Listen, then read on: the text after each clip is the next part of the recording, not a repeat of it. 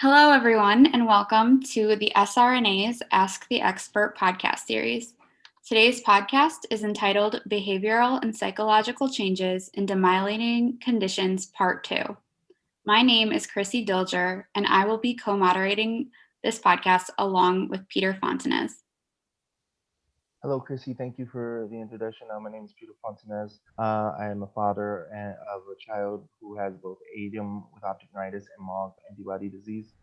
I am also with the MOG project as one of the board members, as well as SRNA. I'm one of the leaders for the SRNA support groups for Florida. Thank you, Peter. SRNA is a nonprofit focused on support, education, and research of rare neuroimmune disorders. You can learn more about us on our website at wearesrna.org. This podcast is being recorded and will be made available on the SRNA website and for download. During the call, if you have any additional questions, you can send a message through the chat option available with Zoom. Our 2021 Ask the Expert podcast series is sponsored in part by Alexion, Genentech, and Horizon Pharmaceuticals. Alexion is a global biopharmaceutical company focused on serving patients with severe and rare disorders through the innovation, development, and commercialization of life-transforming therapeutic products. Their goal is to deliver medical breakthroughs where none currently exist, and they are committed to ensuring that patient perspective and community engagement is always at the forefront of their work. Founded more than 40 years ago, Genentech is a leading biotechnology company that discovers, develops, manufactures, and commercializes medicines to treat patients with serious and life-threatening medical conditions. The company, a member of the Roche Group, has headquarters in South San Francisco, California. For additional information about the company, please visit www.gene.com. Horizon is focused on the discovery, development, and commercialization of medicines that address critical needs for people impacted by rare, autoimmune, and severe inflammatory diseases.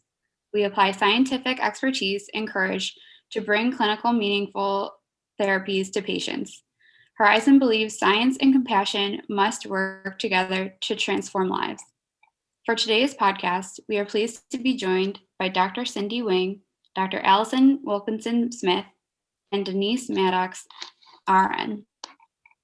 Dr. Cynthia Wang received her medical degree from University of Texas Southwestern Medical Center in Dallas, Texas, and completed a pediatrics and pediatric neurology residency at Mott Children's Hospital, University of Michigan Health System in Ann Arbor, Michigan.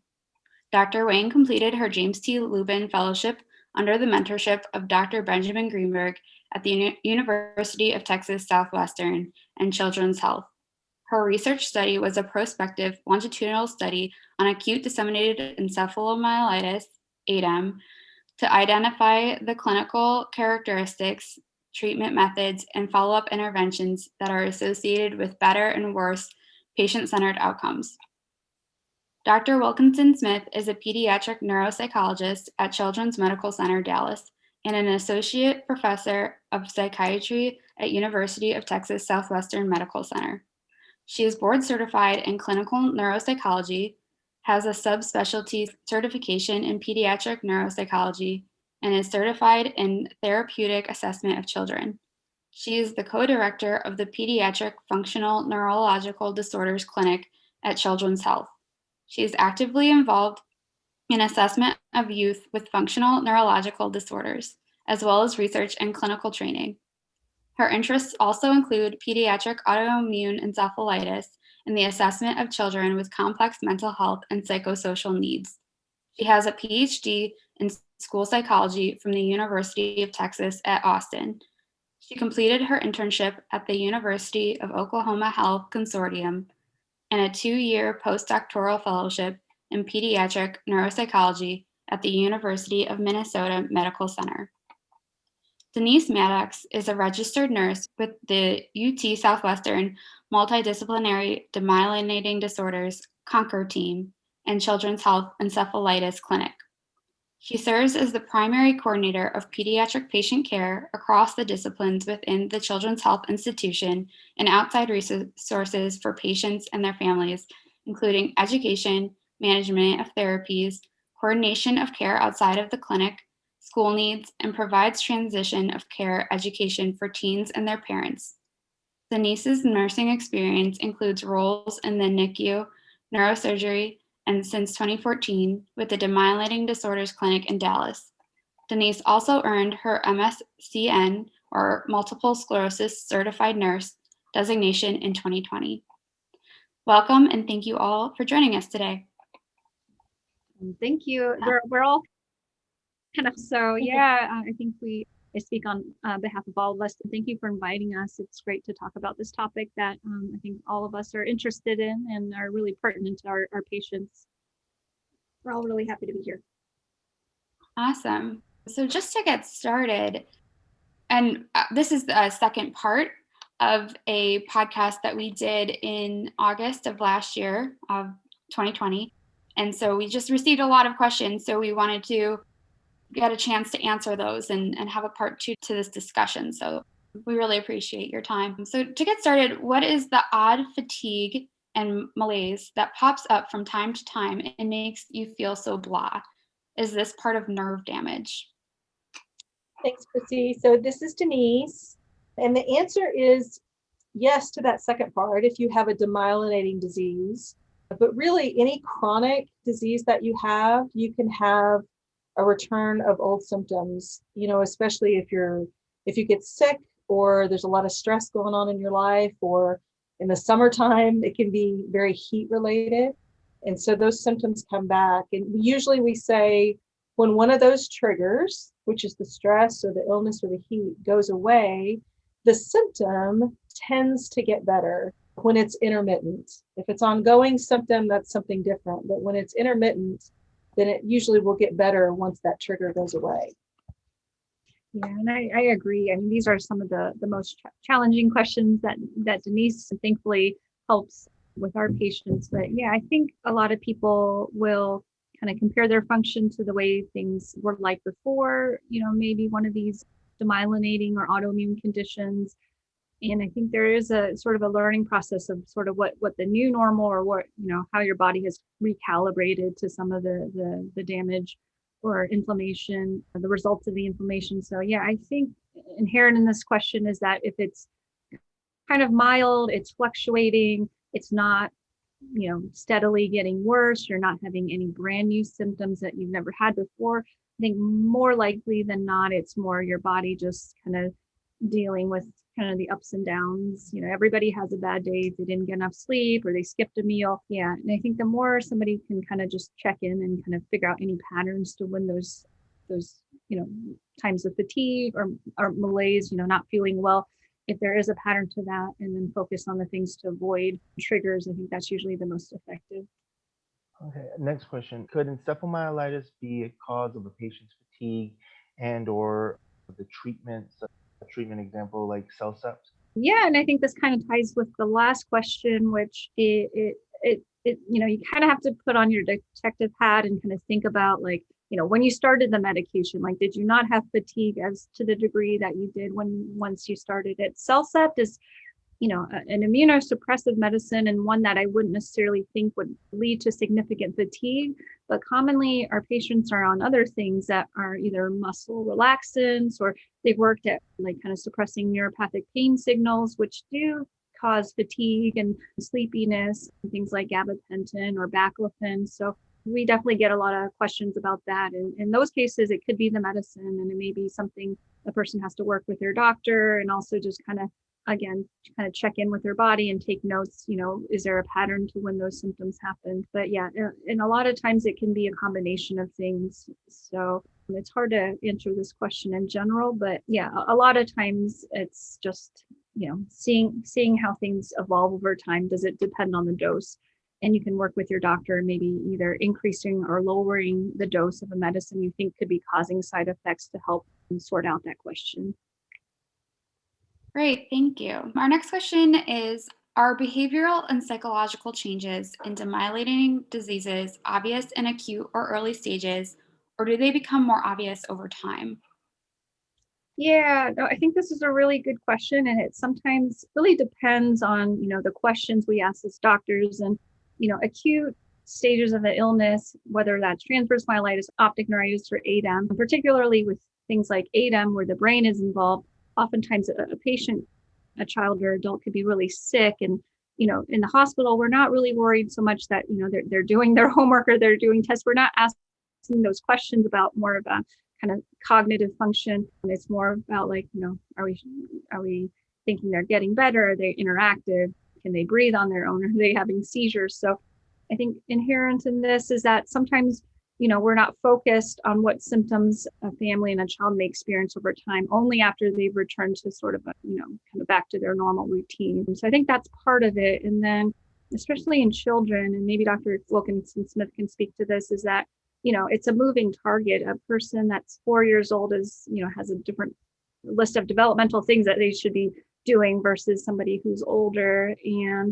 And usually school gets more and more challenging over time. So it's possible in kids who get ADEM very young that, we haven't put them in a position where we can really evaluate more of the subtle cognitive kind of sequelae or the consequences of their illness. So yeah, I think because we're curious about these and we're trying to ask these questions, including projects we have here at Children's in Southwestern, we hope to find information about this. But many of the studies show that there are deficits with processing speed, attention, executive functioning. But yeah, you wouldn't know that because usually during the acute setting, things are more focused on just getting you through the most severe phase of the illness.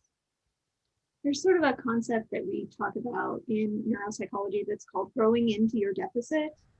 And it basically means that, like Dr. Wang said, we're sort of expecting different things from kids at different ages, right? So if you take attention, for an example, a 4-year-old is not necessarily expected to have a super long attention span. And there's also a wide variety of what we might consider normal in terms of attention span for a 4-year-old. And then you compare that to a 14-year-old, the expectation is that a 4-year-old can pay attention for longer and that they're better at it than a 4-year-old. So somebody who has something happen to their brain at 4 that affects their attention, you might not notice it until they get a little bit older and the expectations change. Thank you for that. On that note, what is the full spectrum of behavioral and psychological changes associated with demyelinating diseases? Yeah, and I think we'll all maybe try to approach that question. It's a very lofty question. If we had all the time and research funds to devote to this, I think we'd all be excited to try to tackle this question. But I think first it starts with kind of knowing everybody who's had ADEM has had a different ADEM. I've never seen 2 kids with the exact same brain lesions or the exact same symptoms. So I think it first has to do with if there was inflammation, where did it occur in the brain, and that might help us understand if it may have affected centers that have to do with memory, with movement, with emotion, and so forth. And then the brain, as much as we like to understand it more simply, is a very complex organism or organ rather.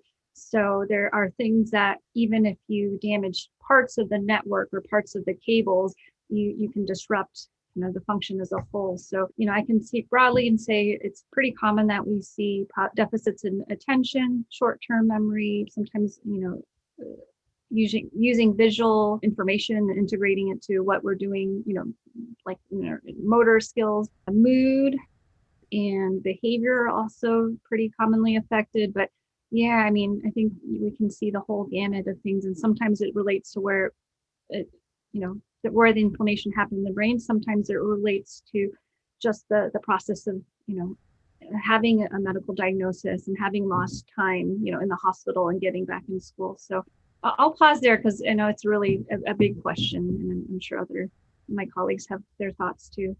The short answer is all of them. Potentially just about anything in terms of behavioral and psychological changes. So. Yeah, I think that's a good point. There's a broad spectrum and you can't really pinpoint any one issue. This next question came in from a parent. With behavioral issues, can some children with demyelinating conditions show signs or symptoms similar to autism, but without the consistency. For example, right before, during, or after an inflammatory attack. Some parents have noted that their child has been misdiagnosed with autism right before an attack, or just have had treatments or techniques that are similar to working with children who have autism. So how does a parent or medical professional separate the two diagnoses for the correct diagnosis? Mm-hmm. Yeah, and autism also is, a wide spectrum of conditions, and there are many different ways that autism can present. So it's also a bit of a broad, but I mean, a lot of times autism, there are deficits in language and communication. There may be repetitive behaviors or stereotype movements. Yeah, it's possible that encephalitis could lead to changes in the brain that produce symptoms that can resemble autism. I think that the most helpful thing for me is trying to get more history on the timeline of how symptoms emerged and evolved. With autism, we think of it as more something, that starts slowly, or it could be, present earlier in life. Whereas a lot of these demyelinating conditions, they start over weeks to days. So if a parent notices that their child has a fairly abrupt regression of skills, whether that's speech or behavior, then I think that's definitely something worth talking to their doctor about. And then, I think hopefully the medical community is knowledgeable enough about autoimmune encephalitis that would enter their thought process. But, these are still relatively new diagnoses and conditions. So I think, if something doesn't sit right with a parent, if this doesn't seem like what they've read about autism, then, always getting a second opinion could be helpful. And it's good that there are organizations like, SRNA and anti-MOG projects to help guide families that are in that position. Thank you for that. What are some treatments, therapies, or ways to help manage psychological problems, more so in children who do not know how to control their behavior? So this is another question that's pretty broad. And, when it comes down to formulating a treatment plan for an individual patient, there are a lot of things that we would consider, including like the age of the patient and what type of symptoms are we talking about and what kind of environment they're in. But sort of broadly, you can think about 3 different categories of intervention. So there's medication, and often when we're talking about psychological problems, we're talking about psychiatric medications. There's things where you're working directly with the child and you're trying to, for example, teach them some skills, coping skills, behavioral management, teaching them, awareness and self-advocacy, all of those things. And then there's the environment. So for most kids, we're doing some combination of those 3. I think it's pretty rare that you would only recommend one. There are some kids who maybe can manage things through learning some skills and being in the right environment and who don't need medication. There are some kids who with skills and medication can be in all kinds of environments and you don't have to worry about that as much. I think it's really very individualized. And it also might depend on the kid's age. So you get, again, a 4-year-old or even, maybe a 5 or 6-year-old, it's going to be really hard for them to learn some skills, say by working with a therapist, and then go on their own and apply them in their everyday life. That's just expecting a lot of a really young child. And so for those kids, for younger kids, we really need to work with the environment. And often that means working with families, right? So teaching parents to basically become their child's therapist in the moment in their everyday life, right? So if your kid is learning a coping skill, like for example, deep breathing techniques, right? That's one. A 5-year-old is not necessarily going to remember on their own to take deep breaths, at least at first when they're just learning these skills. They're not going to know, oh, I'm getting upset, I should take some deep breaths. And that might be something we could expect a 16-year-old to do. But a really young child is going to need support from their parents or their teachers or whoever's around them. They're also going to need, different kinds of things in their environment that might just sort of take into account the fact that they struggle with things that their peers don't. So they might need the school accommodations or something that we deal with all the time. For example, a kid who's, maybe has some sensory sensitivities, they might need to take their in a quiet room by themselves so that they're not, exposed to all the various noises of other kids in a classroom, rustling papers, clearing their throat, tapping their pencils, those sorts of things. So, again, we really try to, as much as we can, develop a tailored treatment plan that takes into account that individual child and their family and their environment. But sort of broadly, I think we're always thinking about those three classifications, right? How can we help this individual child develop skills? Do they need some medical intervention? And how can we optimize their environment? Great, thank you. And I think that your answer is really thorough and kind of can segue into our next question. Can acute or preventative treatment help stop or better control behavioral changes in patients with autoimmune encephalitis, ADEM, or MOG-AD? And this could be applied to adults as well. Yeah, I can start with that one. I'm thinking what the person may be asking is in terms of immune treatments, in terms of like types of conditions where the immune system can come back and do more damage and cause relapses, in which case, yeah, we always want to sort out, if there is a sudden or a progressive change in mood or thinking or behavior, then I think it's a job of the doctor who's treating the person to think about, is this a new immune attack, and ways of answering that question maybe through getting an MRI of the brain, or perhaps looking at the spinal fluid to see markers of inflammation. A lot of times we hear stories about people having worse symptoms, but then all of these tests return negative. And then I think it becomes a question is there something about, again, a stressor on the body that isn't actually a new attack of this, autoimmune disorder that could be leading to the symptoms. And sometimes things, as simple or mild as a cold or a urinary tract infection, or just not getting enough sleep or rest can trigger old symptoms. So yeah, that's again something that is a little bit individualized to the person. But yeah, we never want to miss any time where there's new inflammation that could be causing more problems. In cases of ADEM, which is mostly a one-time illness, the likelihood that another attack returns is relatively low. We are learning that children and young adults who have presentations of ADEM and also have MOG antibodies do have a chance of relapsing inflammation. So in those cases, we'd be a little bit more attuned to new or worsening symptoms. Thank you for that. What are the notable differences in initial symptoms and long-term effects of each of the rare neuroimmune disorders from a psychological standpoint?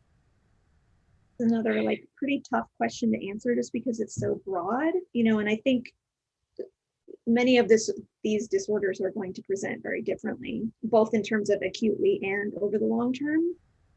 Psychologically, you always want to think about, okay, so some of these disorders are going to produce psychological or psychiatric, whatever you want to call them, types of symptoms in the acute phase. And then no matter what those symptoms are, whether they're psychiatric, psychological, neurological, what have you, once you get into a sort of a chronic phase, if you have somebody with chronic symptoms, then you're always going to introduce some of the psychological factors that have to do with coping with a chronic illness, right? So that's, just a long-term stressor that families have to learn how to manage. So, which is maybe not necessarily as much of an issue in the acute phase. In the acute phase, you're often dealing with things like just helping families come to terms with a major change that's happened over a short amount of time. And they need to kind of get their feet under them and get some treatment going and get back into their everyday lives before you start thinking about how do we manage this as a sort of chronic stressor for a family. Yeah, I think that's sort of the best I can answer, sort of generally, because each of these disorders is going to present kind of differently. Great, thank you. Our next question is, how do conditions that target specific areas like optic neuritis and transverse myelitis, but not the brain, cause behavioral and or psychological changes? Mm-hmm.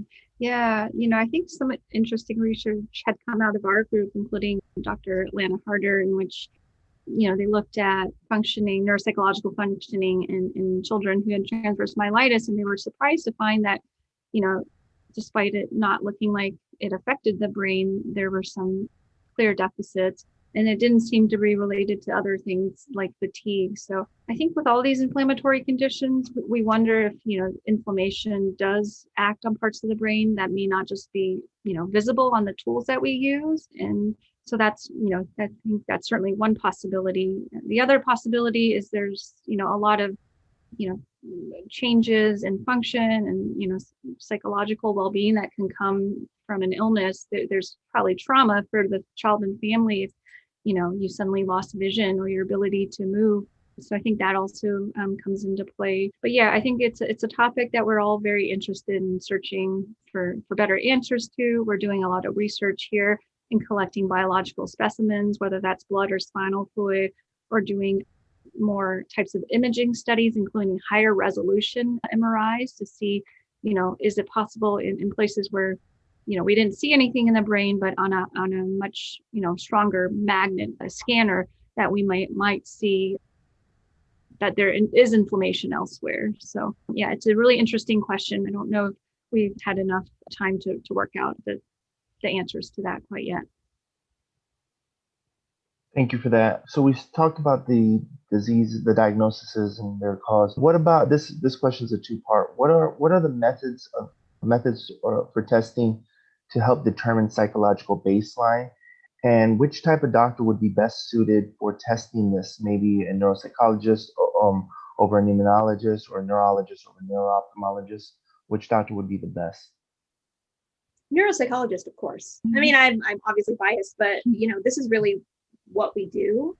I think when we talk about determining a baseline, that is something that can be a real challenge for us, because we don't see kids until they're having problems. In my fantasy world, we would have every kid do a full neuropsych every 2 years, so that if something happened to them, we'd have a baseline ready to go.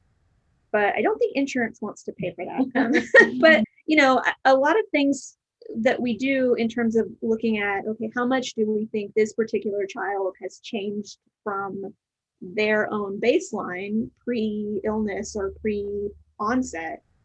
We rely a lot on things that we gather from interview and history, right? So we want to know, is this a child who met their milestones on time? Is this a child who maybe was getting some supportive services in school prior to this onset?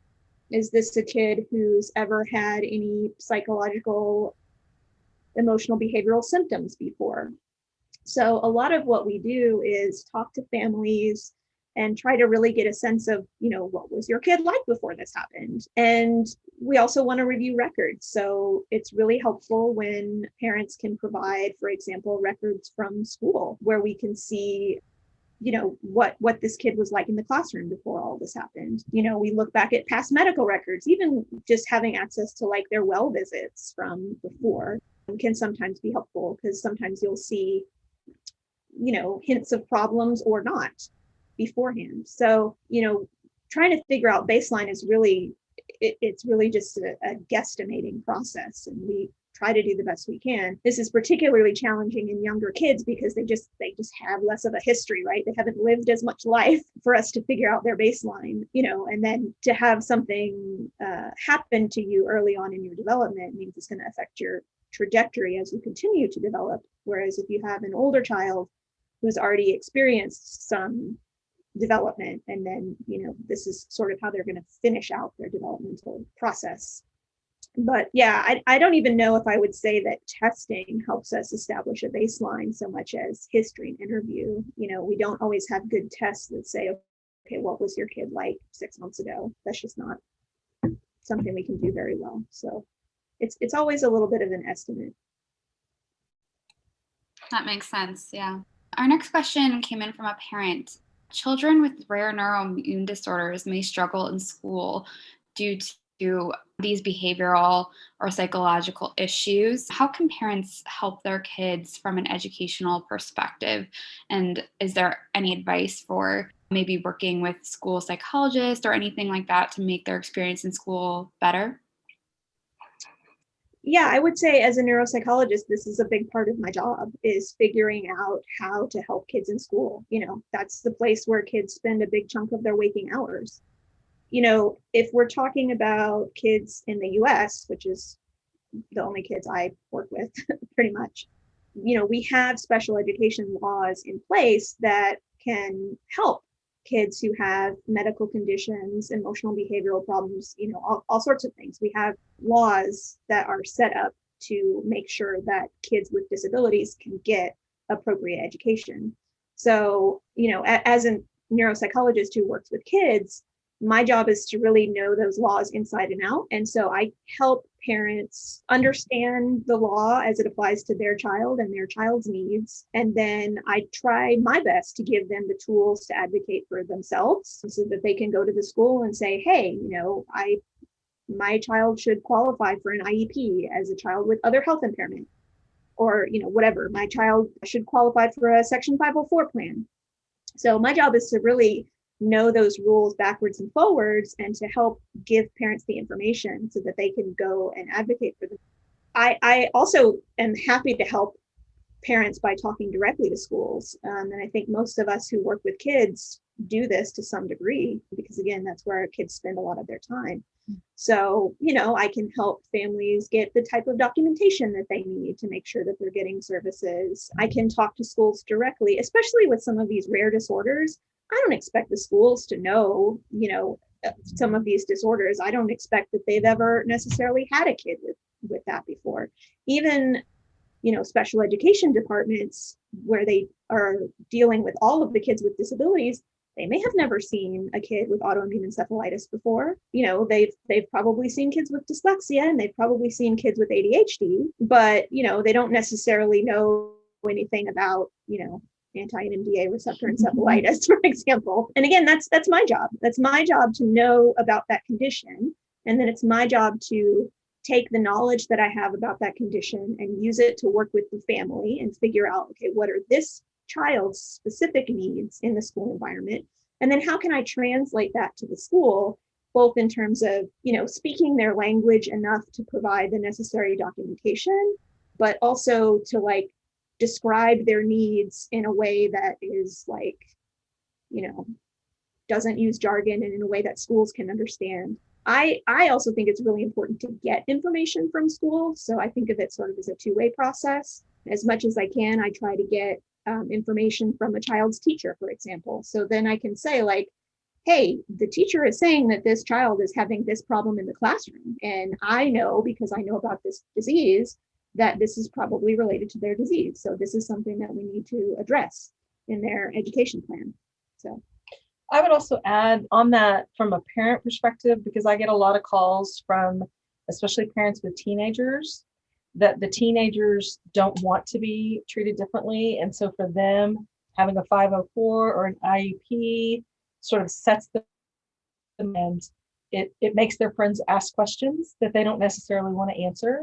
So I would encourage you, I talk to a lot of my parents about, this is something, just like if your child has strep throat, you would give them an antibiotic. Getting these accommodations in school is like that. I mean, we want to give them every opportunity to succeed. And it's not a black mark on them or their abilities. It's just helping them do the best that they can, just like a coach helps you in basketball and, in sporting events. But I know it's really challenging for parents. And so I would encourage you, if you're having that problem with a teenager, talk to your neurologist, talk to your neuropsychologist. They can help communicate with your teenager and get them to understand why this really is in the best interest of their learning environment. And in some ways, that's totally a normal developmental stage for an adolescent. They don't want to be different, and one of your developmental tasks as a teenager is to figure out your identity. And if you are someone who has a chronic illness, then you have to figure out, how does my disease or my disability or whatever it is, how does that fit into my sense of self? And so part of what we have to do is help our adolescents, and this can come up for younger kids too, but it really is key for adolescents, help them develop a positive self-identity that includes this piece of it, and then also translate that into, how do we help this teenager advocate for themselves, right? Because a lot of our kids are going to have the problem where they might be entitled to an accommodation on paper, but the teacher hasn't seen that paper, they have a substitute that day, or who knows what. So the kid has to learn how to advocate for themselves. And eventually they're going to become an adult who needs to manage their own environment and manage their own healthcare. So figuring out how to understand themselves and advocate for themselves is, it's really just as important as a lot of other things that we do, because eventually you want this person to become a successful adult. Thank you for that. From a personal perspective, everything you guys said was huge because my daughter was in the same situation, and it was the neuropsychologist who helped her through school and set her up. And everything you guys said was exactly a lot of what we went through and got her on the plan. Yeah, I always like to hear that. Yeah, so thank you for that, because you guys do play a huge part, especially in the younger kids and how they're going forward. So again, I can't thank you enough for everything that you guys do. My daughter wouldn't be where she is educational wise if it wasn't for the neuropsychologist and setting her up on those plans. Going forward, the next question, what type of research is currently being done in this space? Yeah, I can mostly speak to our institution, in which we have an excellent relationship with our neuropsychologists. And again, we want to make these findings more visible to the community and to other physicians, that they're, even though a lot of the kinds of conditions that may affect the brain can look invisible if you don't have a kind of a motor disability that goes along with it, that they are there, that they're concrete, that they're reproducible, and make a better case that these kids should routinely be screened, followed over time, and that school accommodation should be tailored to their particular assessments. So definitely neuropsychological research is happening here. We're also doing some studies, again, I think I mentioned earlier, imaging the brain on higher resolution scanners to see if if we can see inflammation on a level, if we look with more clarity at the brain. And then we do collect a lot of biological specimens. And I think a lot of that is just because we're humble and we know we don't have all the answers. We don't have all the tests. And if we can save important specimens, maybe in the future we'll be smarter and be able to go back and then answer some of these questions. So that's mostly where things are going. I think it's really inspiring with neuromyelitis optica, with 3 FDA approved treatments that have come out in recent years, that might translate to other things. Specifically, I think anti-MOG disease is one where research could definitely be furthered in that field, because it's something that we've been able to test for, and that makes it easier and more, I think, attractive to pharmaceutical companies to come in and ask very directed questions of how we can intervene with those diseases through treatments. Great, thank you. We had a question come in. This person would like to know more about the role psychology and psychiatry play in the treatment of altered behavior when the cause is typically considered neurological or physiological. So I think, I think for me as a neuropsychologist, I kind of have one foot in each world, because I'm trained as a psychologist, but I've worked with neurological disorders. I think the most important thing to remember is that we don't have a neurology brain and a psychiatry brain. We have one brain. And so you can understand it from different perspectives, you can approach it from different places, but this is all happening in the brain. And so, humanity, society, I don't know where this came from, but historically, we have just made this distinction between what is quote unquote medical and what is quote unquote psychological. And it's a completely arbitrary distinction. And so, I think that sometimes families feel that when we are recommending psychological or psychiatric treatments like CBT or psychiatric medications, some families find that to be, I guess, dismissive, like that we're saying, okay, your problem is not real, and so your kid is just crazy and you just need these mental health treatments. But that's not the case at all. It basically just means these are effective tools that we know about that can help your kid. It doesn't make your problem any less brain-based, because all these problems are brain-based.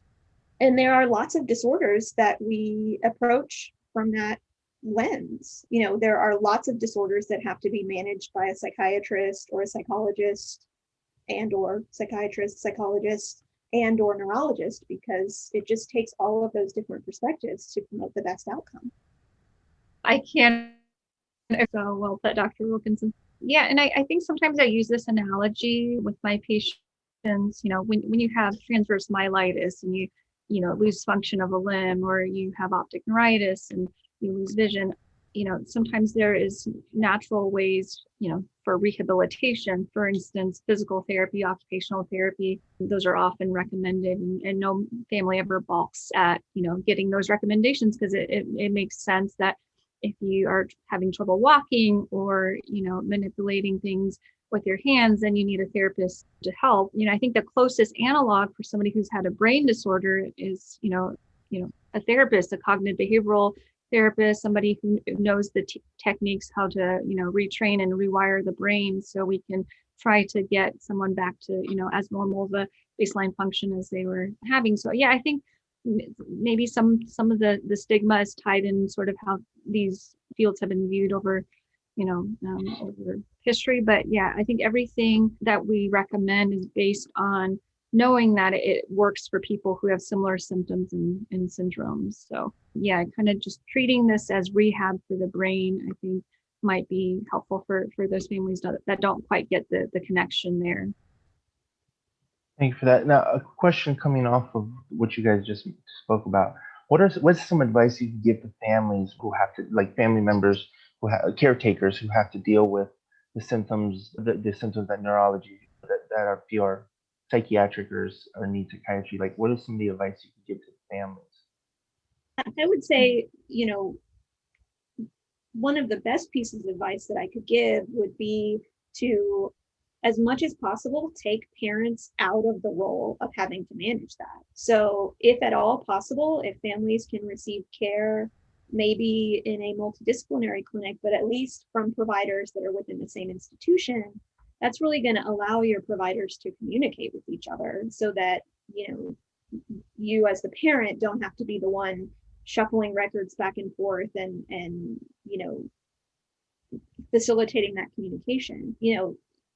Care works best when multiple specialties can coordinate. That's true for, pretty much every disease, and especially for these rare conditions. So if you can get care within the same institution, especially because within the same institution, there's probably a good chance that your providers actually know each other and can coordinate. But if you can't get care from the same institution, you should at least be able to sign consents for your doctors to talk to each other. As someone who works in a hospital, I want to take that burden away from my patients as much as possible, and I want to talk to the other providers to help coordinate their care so that the family doesn't have to do that. And so even something like just making sure that all the medical records are shared within different providers, so that this person can have access to that person's notes. I think there are a lot of disorders that can sort of fall between two different worlds. And really the best way to do that is to have everybody on the same page.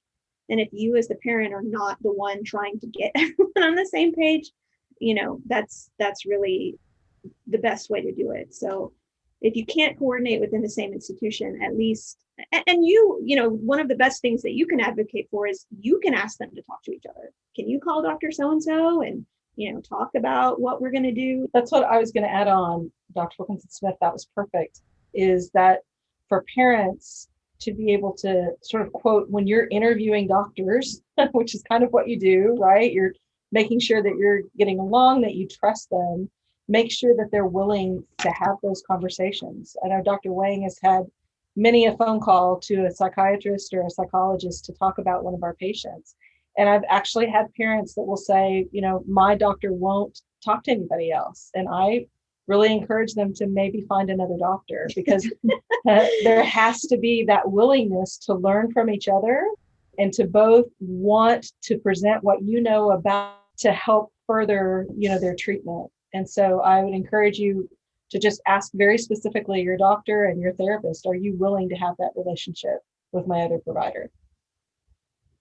Okay, great. Thank you. Our next question is, to the extent that behavior issues are static and seem to be due to an acquired brain injury, what treatments are effective? Any evidence for less typical treatments like EMDR, neurofeedback, or hyperbaric oxygen therapy? We actually had a question come in about Tai Chi or yoga, if there's been any research done on those as well. Yeah, and I think that my understanding of the question is, to what extent that it's not new information causing new behavioral and psychological changes, to what extent, some of these treatments can be helpful. And yeah, I think, this is an answer that I am always tired to give, but, the research isn't out on a lot of some of these types of intervention that have been listed. Hyperbaric oxygen therapy, I know of only in certain acute situations, mostly having to do with strokes and other things where it could be helpful in the short term. But yeah, I think a lot of times, after the fact, after the injury has been done, there may not be a role. I think there's probably more, I have more optimism around things that have to do with like neural feedback and retraining and rewiring the brain. We're always learning about how, there is neuroplasticity, especially with younger individuals, children, their brain is developing well into adulthood. So, and I think that's why we really emphasize the importance of, appropriate therapy, appropriate accommodations to help facilitate, that child in achieving their most potential.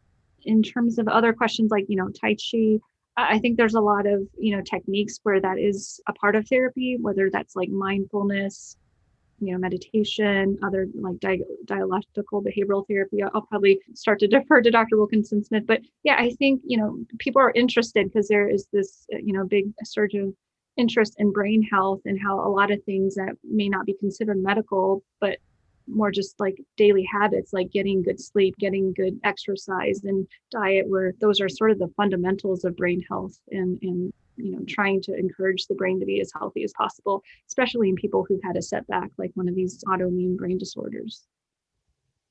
Yeah, I mean, sometimes some of the most effective things that we can do are just the things that you want to do in general to keep your body healthy. Eat healthy food, get enough sleep, get some exercise. There's a fairly robust amount of research looking at exercise for emotional and behavioral symptoms. And so we know that exercise is important for brain health and emotional well-being. I believe there is a smaller bit of research looking at yoga specifically. I don't know like off the top of my head, but I want to say that there has been some research on yoga. I don't know of anything on Tai Chi. Doesn't necessarily mean it's not there, but I just don't know off the top of my head. EMDR is something that does have empirical support for PTSD and trauma-related disorders. It hasn't quite been studied for more broad applications, so it's not necessarily something that I recommend outside of trauma. Neurofeedback can be sort of a broad umbrella term that can refer to lots of different things, some of which are supported and some things that aren't. I think it's always important to consider risk benefit as well as, what is the science telling us? So, there aren't really side effects from getting enough sleep. There aren't side effects from eating a healthy diet and getting exercise. There aren't really, there's not a lot of risks to doing yoga. There are risks to doing something like hyperbaric oxygen. The risk for things like EMDR and neurofeedback is mostly to your wallet, but it's probably not going to hurt your child. So I think that those are all things to take under consideration. And so I understand that a lot of our families, if they've done all of these sort of scientifically recommended treatments, right? They've done CBT, they've tried psych meds, they've worked on getting their kid the right supports at school and at home, and their kid is still just struggling, which can happen some of the time. And they're really sort of like, what else can we do? My advice is always just like, okay, is this something that is potentially gonna, is there a risk involved, right? And if there's not a risk, or if it is a risk that you're willing to take on, then by all means see if it helps your kid. But especially for something like hyperbaric oxygen, that is definitely not a risk-free treatment. And so, I would not necessarily recommend that somebody try something that's risky when we don't have any science. But yeah. Yeah, and I think sometimes it's helpful to know, how are these treatments covered?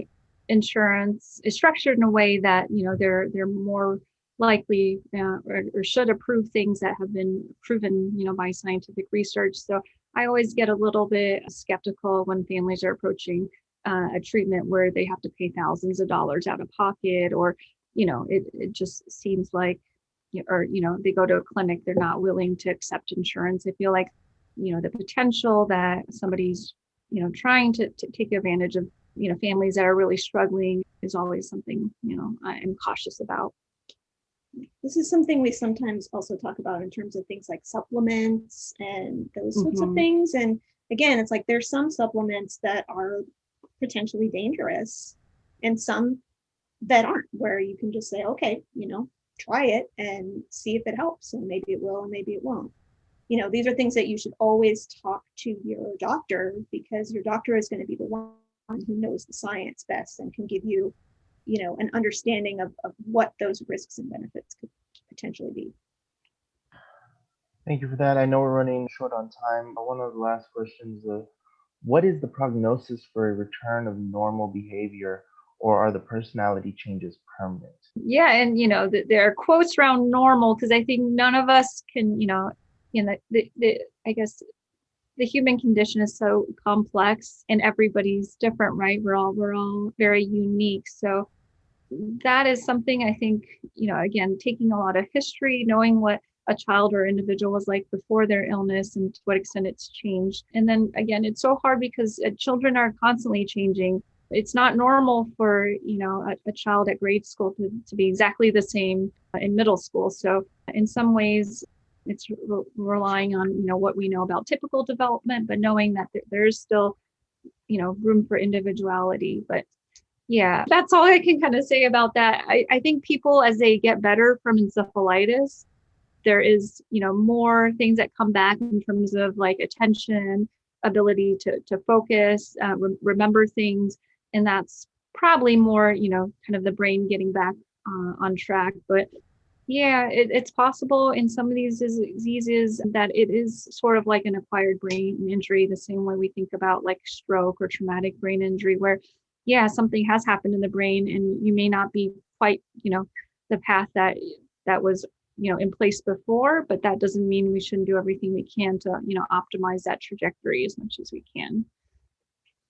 Great, thank you. Just to close out, we've gotten a lot of questions about specific, behavioral and cognitive issues that people have experienced after being diagnosed. For example, a parent said that their daughter was diagnosed with ADEM and has long-term memory, reading, and comprehension issues. Another person said, during my MOG journey, I felt like I was having déjà vu and feeling like they're physically present but mentally absent, having brain fog.